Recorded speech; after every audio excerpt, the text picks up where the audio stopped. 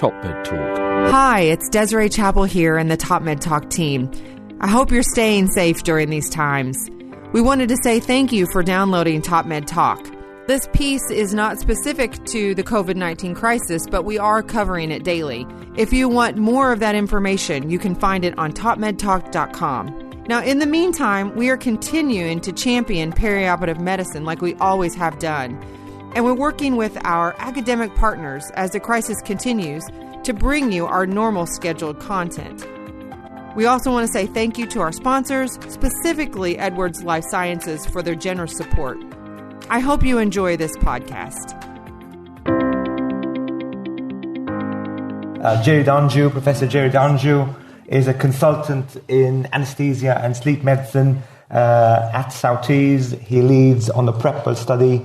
He's a visiting professor at Southeast. However, he's just recently been appointed as adjunct professor or professor at Hull, York Medical School.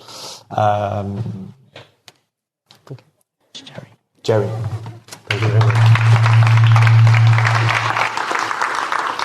Thanks very much. Can you hear me okay on the mic here? So I feel when we were doing a Top Med Talk with Ken, he said he felt like an imposter. And I kind of feel a little bit of imposter now with this. But anyway, what I'd like to do is to share some learning and experiences from the Prepwell project, which we recently set up, 15 months ago, for a community-based prehabilitation program. This is a Prepwell team in the top corner with exercise scientists, with people from public health and health trainers, and the big smiling person on the right-hand side at the start of the project is Esther. I don't think she's smiling quite as broadly anymore, but I don't know. She's here somewhere. So just a few quick declarations. So the Prepwell program was what we considered to be a truly kind of collaborative venture. The partners involved in funding this was predominantly funded by a Health Foundation Innovation Grant, but we partnered with Public Health through Public Health Middlesbrough, and we used the LiveWell facility as our community wellbeing hub for delivery. South Tees Clinical Commissioning Group provided some co-funding for this venture, and also the host organisation was South Tees NHS Foundation Trust, which is the organisation that I work for. So when we set out on this, we had to do some decision-making as to why we thought the community was the best way to go. And I don't think, having listened to 1.5 days now, any of these will be a surprise. The big one for us was from some preparatory work we'd done with patient workshops and so on, was that 50% or over of patients wanted more choice. They didn't want to come into the hospital to be doing this in our area. There was ease of access. There were logistical problems in secondary care. We just don't have enough capacity to deliver this. Where? Well, we have existing facilities. We have plenty of things available, as we've all heard with the Manchester talk this morning. They've got all these community hubs there and ready to go. And of course, we had to have a think about the options of supervised versus facilitated. So the key components were that it was truly collaborative in our eyes. It was community-based for the reasons I've just said. It was free to patients at the point of delivery. And also it was truly one-stop in that we were able, under one roof, to offer the full range of public health interventions. So exercise, smoking support, alcohol support, nutritional support. Everything was available under one roof. So this is just a view of the inside of the gym. When you look at this building from the outside, it looks pretty ghastly.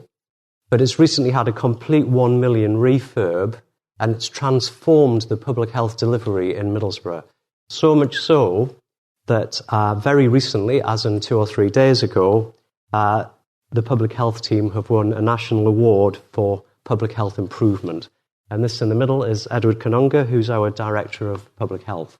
So delighted to be able to show that.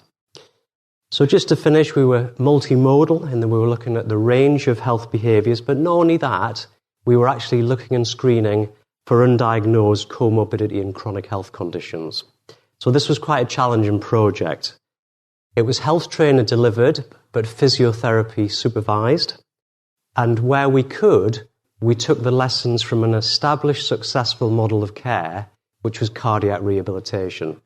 And we worked very closely with Sally Singh and Patrick Doherty, who are kind of leading in this field from cardiac rehab. So I don't need to go through this. I'll just leave this up for a few seconds. The main thing really for us was to show that we could implement this model into a community model into patient care as part of a pathway. And you can see the secondary aims and objectives further down. So this was effectively the program overview. So what we were doing was we were trying to assess a clinical champion program, because we moved away from trying to convince all surgeons and all anaesthetists to refer, because that wasn't going to get us buy-in in our eyes. So surgeons or anaesthetists could refer with a very simple one-page pro forma to the project manager, Esther, and then we would do an entry evaluation that would normally take about 45 minutes to an hour, where we would do a face-to-face evaluation based in the community, where we would look at unhealthy or risk behaviours, and we would screen for chronic health conditions. Following that, a tailored package was put together for patients, and they were offered primarily a face-to-face twice a week, prehabilitation from the point of view of exercise, or if they couldn't make it or they preferred, they could have a home-based alternative. They were also offered tailored support for smoking cessation, etc., as I've said. Following program, they came in before surgery and had an exit evaluation which mirrored the entry evaluation. And that was to look for changes in risk behaviours, health status and changes in quality of life consequent to taking part in the program.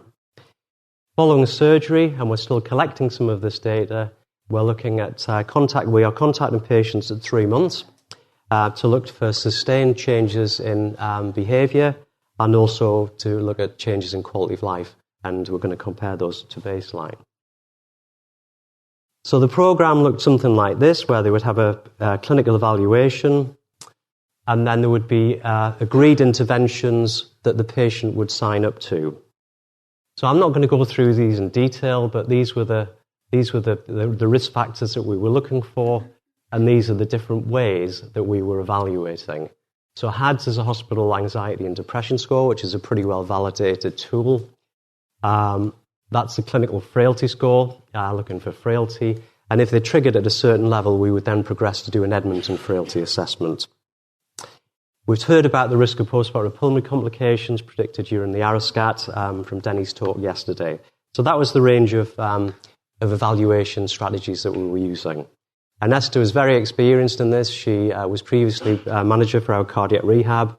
I managed to track her down during a sabbatical in Australia and drag her back. So she keeps saying she's going to go again. And these were the range of proposed interventions, again, that we had available. So I'll just leave that up for a few seconds. But again, I don't suppose there's any kind of surprise on there. A lot of people are doing this. We were also able to offer expedited sleep evaluation and sleep diagnostics, primarily in the local setting because of my interest in sleep medicine. But if you, in our trust, if you stop the clock for somebody because of suspected obstructive sleep apnea, it can well be nearly 6 months before they get an outpatient appointment, put on treatment and seen again. And basically, we were able to pretty much abolish that. So in the local setting, that would be a real win-win situation. But as you'll see, there weren't many people who triggered. So what results did we find here? So just to start with, we had 159 referrals made, and this is pretty small scale compared to a lot of the things that have been presented. This was very much a pilot, a fact-finding exercise for us. 75 of them, of the patients, accepted. And when we look at that in a little bit more detail, if I get the right pointer, the reasons for declining participation aren't going to be a surprise. The majority of people who declined weren't interested. We're a tertiary institution with a large catchment area across North Yorkshire all the way up to County Durham. So it is a big tertiary catchment area. And we weren't just concentrating on the South Tees CCG area, or at least we didn't say we were. and we had a number of referrals from elsewhere. Travel, transport, again, and also patients having surgery in less than 4 weeks. But again, we're hearing now that maybe that shouldn't have been a barrier. It looks like we're recognizing that maybe benefits within 2 weeks that we can fit people in. Next, what about the people who accepted? So of the 75 who accepted, 54 opted for the face-to-face program. And when we look at our sources of referral, the big thing for us was to try and get surgical buy-in through the Champion program. And we were really pleased to see that nearly 2/3 of our referrals were made to the service by GPs. Now, I know there's a long way to go to get back to that work with the GPs and getting earlier in the pathway, but that was a big success for us from where we were before. And we took a range of specialties, and the number of referrals reflected the engagement of the surgical champions. And that's a really important message for us as we take the next steps. An entry, from the time from referral to entry was average 12 days. When we look at the entry characteristics, there's not really any kind of major surprises here. The population age was 69 average. It was predominantly a white British population, which for our area is fairly consistent, and 70% were males. But look at how many patients self-reported that they achieved the World Health Organization recommended activity levels. Nobody at baseline. Very few patients in this population were screened as frail, and only 6% triggers being at risk of obstructive sleep apnea, which is a surprise to me, having written some guidelines on this. We talk a lot about prevalence rates of 20 to 25%.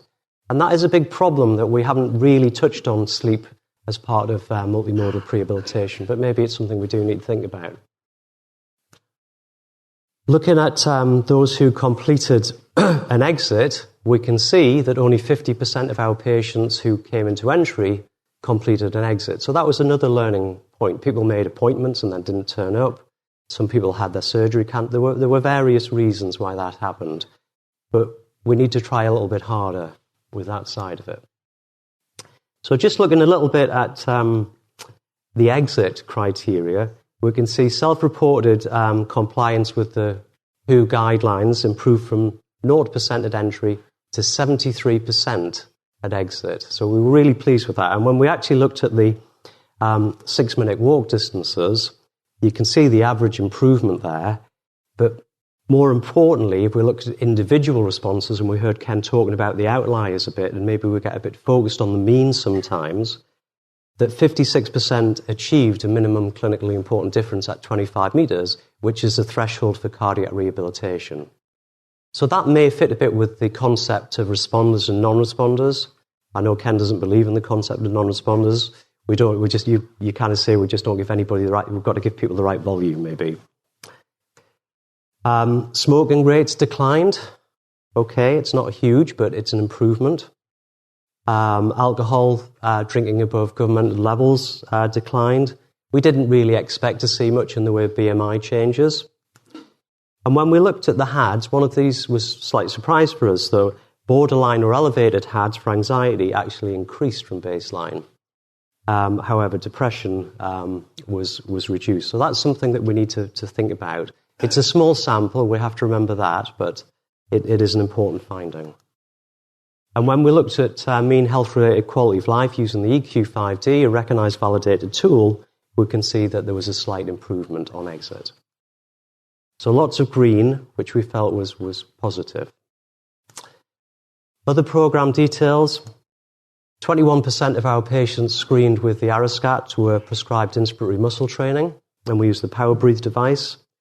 Mean program duration was 9.3 weeks, which was slightly skewed by long waiters in the orthopedic population. And mean session attendance was 73%, which is we were quite pleased with for a community-based pilot.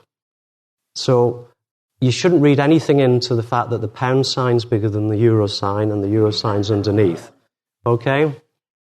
So we started our health economic analysis, and the mean cost per patient for the program was about £400. It varied by specialty, but the main determinant was duration, as you would expect. The mean cost per week per patient was £50. That's not a huge expense, I think we would agree. The costs incorporated staff time, equipment, and also facility usage. So that was a fairly encompassing cost analysis, which we're still working on. So we saw some unanticipated benefits. Referrals from the abdominal aortic aneurysm screening program came online, which we were delighted with before they'd even seen their surgeons. We had project endorsement by sceptical surgeons, which was brilliant. We started getting surgeons who initially weren't interested referring. And this became apparent that we were seeing this as an enabler for patients who had a multi-disciplinary evaluation with cardiopulmonary exercise testing and MDT analysis, who were initially decreed as being too high risk. And that was particularly in the abdominal aortic aneurysm population. And we've got a poster here at the meeting with two case examples of patients who were then offered training programs and successfully had one having open aneurysm surgery and one having endovascular surgery, but came through without any complications. I realise this is anecdote, but at the patient level, these can be quite powerful stories. When we look at our patient-reported outcomes, we're getting on to the important stuff now, we had 3 strategies. We looked at semi-thematic interviews with 5 patients. We did exit questionnaires, and then we had audio-visual recordings. So if we look at semi-thematic interviews to start with, the first question was, why did you choose to take part in the program? So I've just put a selection of things up there. But you can see it's not all about the surgery and getting fit for surgery. There were issues about social isolation and other things that were removed by participation. And we've heard about that over the last day and a half. What changes have you noticed as a result of the program? So again, you can see varied responses. It changed my attitude. And that's kind of what we were hearing yesterday as part of the Macmillan. Has it affected how you'll approach life going forwards? So somebody wants to get back to golf, and there are other kind of reasons why people would consider participating in exercise and things later on. The exit questionnaires showed a very consistent theme that the program was rated very highly and all patients would recommend the program to other patients in the future. I'm going to show an audiovisual recording to finish. So in summary, we have shown that implementation was feasible with effective cross-sector working. There was very good patient engagement and feedback. We saw improvements in health status as a consequence of the program. The Clinical Champion program worked well, but we have to address the outliers. And we've got lessons to learn moving forwards. And we're now going to take the next stage, where we've got some funding, or a reasonable amount of funding through a Sport England local delivery pilot grant, to modify and revamp our higher risk pathway. And there are great lessons that I'm personally learning from delivery of these models today, and I'm planning to visit some of the other centres to remodel how we do things for this higher risk pathway. Our high risk pathway isn't totally focused on the cancer services, but we are increasingly going to bring that in. And then we're looking at a lighter touched, higher volume pathway, which will start with orthopaedics, but will evolve from there. And we've got some jobs out to advert presently for that. So just to finish, I want to show one of our, it's not a patient story, it's a number of patients who in a short clip.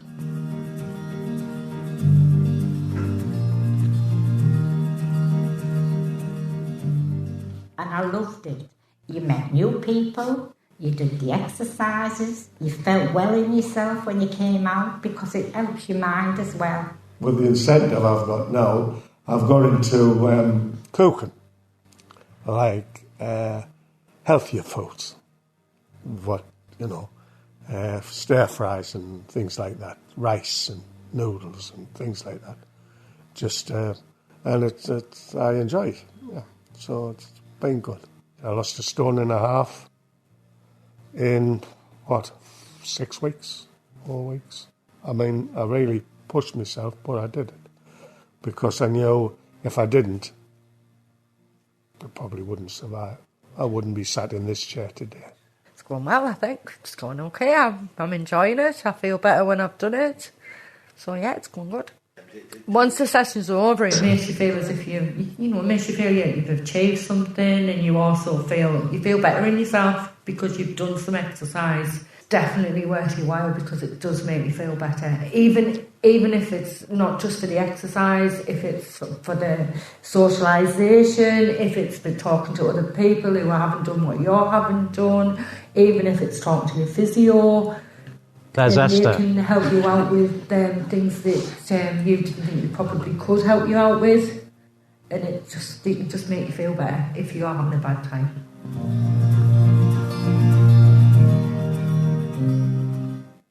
Could we just go back to the slides, please? So those things like that were actually the warm-up and the cool-down. They weren't the aerobic bits. So just to finish, I just want to put some acknowledgements up for all the partners who have helped us to make that programme happen and start our prehabilitation journey at South Tees. So thanks very much. Ray Majerison here. Thanks for listening to Top Med Talk. Now, before we let you go, it's important that we remind you to subscribe to Top Med Talk. That way you'll never, ever miss another episode. Also, if we could encourage you to join us on social media, Twitter, Facebook, LinkedIn, YouTube, pretty much every single social media platform, we're there. Join us. And finally, check out topmedtalk.com. If you go to our website, you can subscribe to email updates. That way we can always tell you where we're going to be, what we're going to be doing, and how you can join us. topmedtalk.com and click on the section marked email updates.